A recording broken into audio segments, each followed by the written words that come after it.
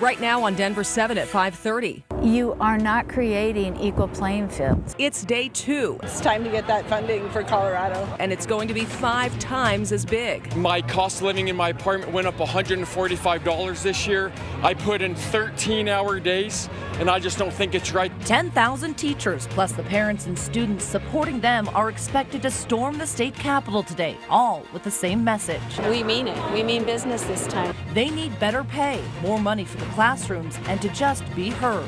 This is not something that can be done quickly. And it's taken 25 years to mess up. It's going to take some time to solve in a very thoughtful way. And they're not going away. Denver 7 News starts right now. And at 5:30, before we get to our special coverage of today's teacher walkouts, we have an important breaking news update. The girl at the center of this week's Amber Alert is safe. Authorities found Rayanna Rosencrans at a Walmart in Rifle last night. They say she didn't look like she'd been hurt, but medics still took her to the hospital to get her checked out. The man accused of taking her, Jody Haskin, is still out there this morning. Police and troopers are looking for him along I-70. If you see him, call 911. We're also following breaking news out on the Korean Peninsula, where the North and South Korean leaders have agreed to formally end the Korean War. This happened a little more than an hour ago. It's a historic move in the middle of the second round of talks between North Korea's Kim Jong-un and South Korea's Moon Jae-in. They agreed to stop all hostile acts and transform the demilitarized zone into a peace zone. We're going to keep following this throughout the morning as it develops. Now to the story that has been gripping the nation and now our state. The grounds of our state capitol are empty right now, but in less than 4 hours, thousands of teachers will be there and not in their classrooms, demanding higher salaries. What they say is to educate your children better. Now, we covered the first day of these protests all day yesterday, but this one is going to be even bigger. 10,000 teachers will be out there. And that's not counting the parents and students who will be right there by their sides. When you count up all the 20 districts participating today, which include DPS, Cherry Creek, Aurora, Adams County, and St. Vrain, that's almost 500,000 students who will be out of class today as their teachers fight to get the things they've been asking for. There are a lot of sides to this story, and we have the strongest team to cover these protests for you in Colorado. We have Eric Luper standing by to go over what the different outcomes of these protests could be. But let's start with Denver 7's Megan Lopez live at the Capitol this morning. And Megan, you've been covering this movement from the beginning. What message are these teachers pushing today? Well, they're pushing that they're fed up with school funding in the state at this point. There's a bunch of different sub-issues that are kind of in that, like the pension reform that they really want to see go forward. They're also pushing for more school funding, and part of that is for better teacher pay. Somebody that knows a lot more than I do about that is Margaret Bobb. She's a teacher at East High School. So, Margaret, you've got this sign kind of talking about what DPS wants. Just give us an idea of what exactly you're here for. Okay, well, teachers in Denver Public Schools can't afford the cost of living in Denver, Colorado. I think we're second to San Francisco in terms of housing. And I'm on my way out. I'm retiring, but I'm really concerned for the profession of teaching. So I'm here representing with other teachers that teaching is a profession. We need experienced teachers, and if you can't pay teachers as professionals and value them as professionals, there's going to be an unhealthy rate of turnover, and public education is going to languish. In Denver, we're concerned with we've been bargaining our contract with our district since 2011. We've been delaying and delaying and delaying the reform of our system called ProComp. And so we're really concerned that our superintendent has not committed to bargaining dates. And I want to ask you about that because, we heard from Republican lawmakers yesterday. We've been hearing from them over the last 2 weeks saying that they have increased funding, quite a significant amount, not what, the CEA wants, which is the big teachers union here, but they say it's really in the district's hands. I mean, do you kind of agree with that?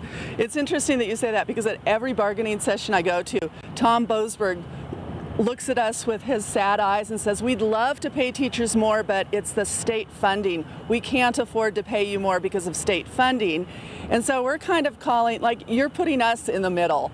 He's pointing at them they're pointing at him. I can tell you that in my 26 years in DPS, I have seen middle management administration downtown exponentially increase with consultants who are managing the school of choice office, with communications people. Antoine Wilson has just come back from Oakland and DC for $60,000 for 12 weeks of work. I mean, we see waste in DPS administration. And that's something that the Republican lawmakers certainly really want to address. They were talking about the need for more transparency. Margaret, we're going to have to end it there. Thank you so much for joining us. So about 10,000 educators, parents, students are going to come down here today. It's going to be a big rally, a big march into the Capitol, and then a teach-in. So we're going to have a whole lot of coverage for you today on our later shows for Denver 7. I'm live in front of the Capitol. Megan Lopez, Denver 7. All right, thanks, Megan. Protesters in Colorado are hoping their efforts will lead to change in the laws, like in West Virginia, where teachers won a $2,000 raise after their statewide walkout. Denver 7 reporter Eric Lufer joins us now. And Eric, as we've been saying all along, it's not all about raises, but it's an important issue nonetheless. Well, the bottom line, teachers feel they're underpaid. No secret.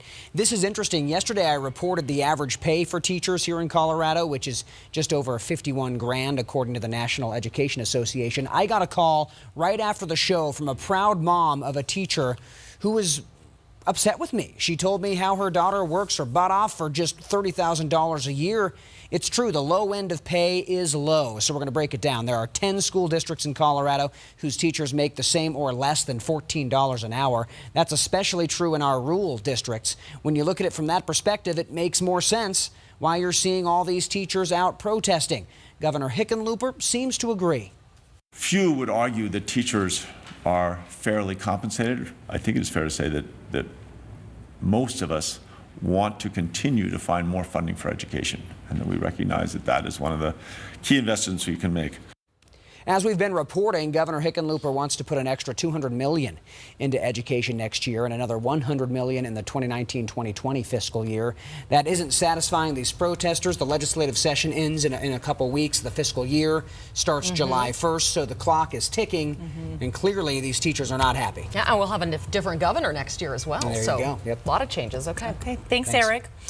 And we are going to be bringing you this coverage all day on all of our platforms. Be sure to follow our social media pages. You can watch for updates all day long on our free Denver 7 app as well. And when we're not on the air, definitely check us out online. We have teams bringing you the news on Facebook Live today. So we'll bring you all aspects of this very big story impacting a lot of people in Colorado.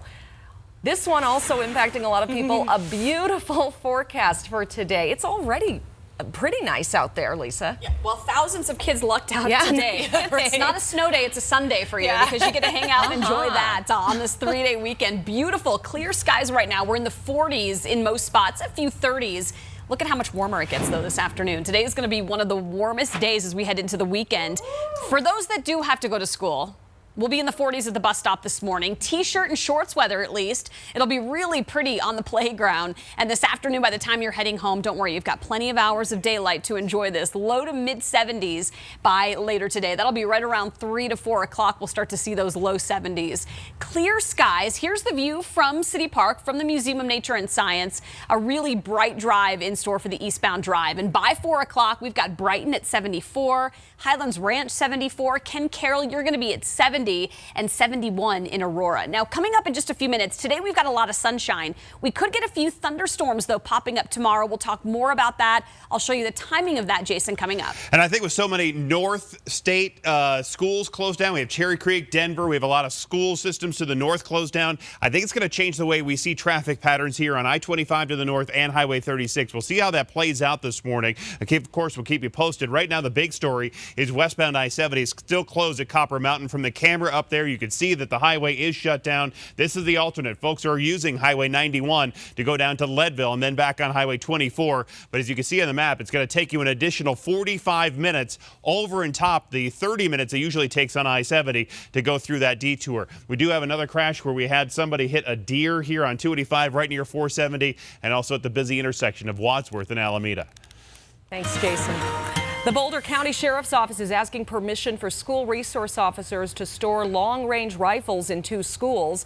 They would be Lyons Middle School and Niwot High School. The rifles would be in gun safes. Sheriff's deputies are arguing response times for backup officers to reach both schools are between 10 and 15 minutes. So they want school resource officers to be able to respond more quickly in an emergency. The St. Vrain Valley School Board will take this into consideration. New this morning, 4 Aurora firefighters are getting almost $500,000 after the city settled a discrimination lawsuit. The firefighters say they were discriminated against because of their race. The city has also agreed to implement diversity training. Those city leaders haven't admitted any wrongdoing. Crestone Drilling is stopping all oil operations in Boulder County over flood concerns. This is the 3rd time they've delayed work in this 10-square-mile area between Longmont and Lafayette. This work was supposed to be finished on Monday. No telling on when it'll be done now. An alert now from the Longmont Police Department. They've seen an uptick in the number of counterfeit bills going around since January, despite efforts to cut down on them. Officers say the majority of these bills are $20s or $100 bills, but they're fake. Right now, the state is working to get its systems back up and running so people can get IDs and driver's licenses. The issue is with the National Social Security online verification system. Because that's down, there's no way for state workers to check your identity to issue an ID. So our state is working with the feds right now to hopefully get things back up and running soon. New numbers show the University of Northern Colorado's projected deficit is down to $5.5 million for 2019. The university tells the Greeley Tribune it had to make significant cuts to travel, investments, and will not fill any vacant positions they have on staff right now to get there. UNC originally thought next year's deficit would be somewhere around $9 million. The Day Without Hate is still happening today at Jefferson County schools despite the teacher protests. It's a day to promote nonviolence, unity, and respect in schools across Colorado. There will be a rally tonight at 5:30 at Dakota Ridge High School. New this morning, RTD is looking for some of you to start in a new slew of public service commercials for our line. Auditions are Wednesday, May 16th from 6 to 9 p.m. in the Aurora Municipal Center. That's on East Alameda. RTD is looking for 4 older adults, 2 younger adults, and 2 college students. They're creating these commercials to help get ridership up on the R line. When they opened it, they thought they'd be serving at least 12,000 riders a day, but that just hasn't been the case. Looking ahead to the next ski season, if you want an Icon Pass, you should get it now because the price will go up on Tuesday. Right now, the full pass is $899 for adults. That's going to go up to $999 on May 1st. It is now 5:43. Historic talks continue today between Korea's 2 leaders, and we've got new developments in overnight. The Florida shooting suspect will be in court today, and they could possibly set a trial date. And the cost of Amazon Prime is going up. We're going to show you just how much you're now going to have to pay for it.